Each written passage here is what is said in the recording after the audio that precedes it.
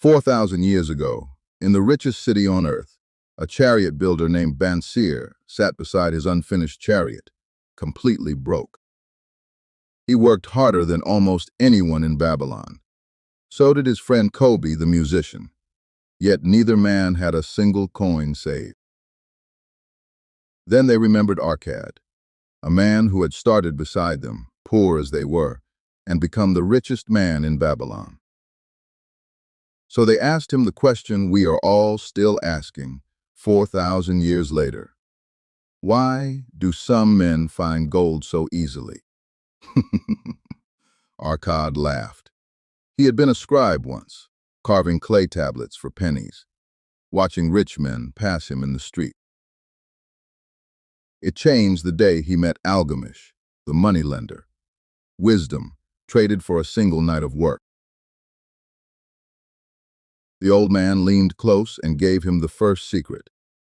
A part of all you earn is yours to keep.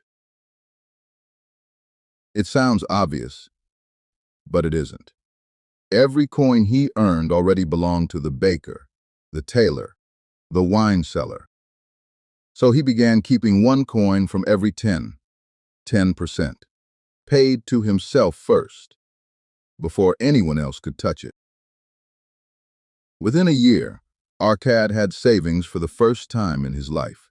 That was the first cure for a lean purse. Control your spending. So-called necessary expenses always grow to equal your income, unless you resist. The third cure is where it turns. Make your gold multiply.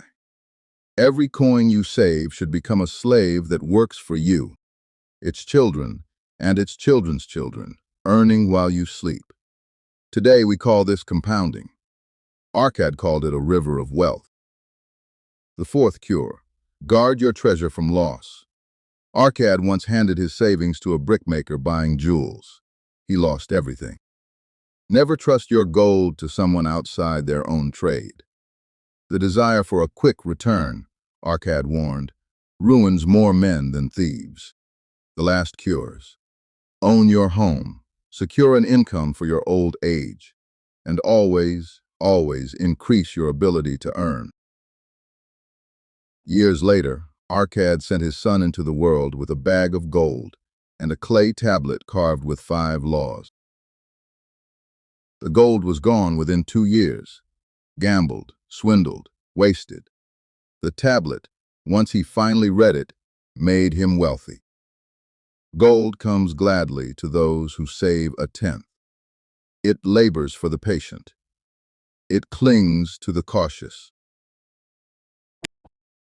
And it flees the man who chases impossible returns, or trusts his coin to schemes he does not understand. But what about luck? The merchants of Babylon debated this in the temple, and their answer still stings today. Luck favors men of action. Opportunity waits for no one.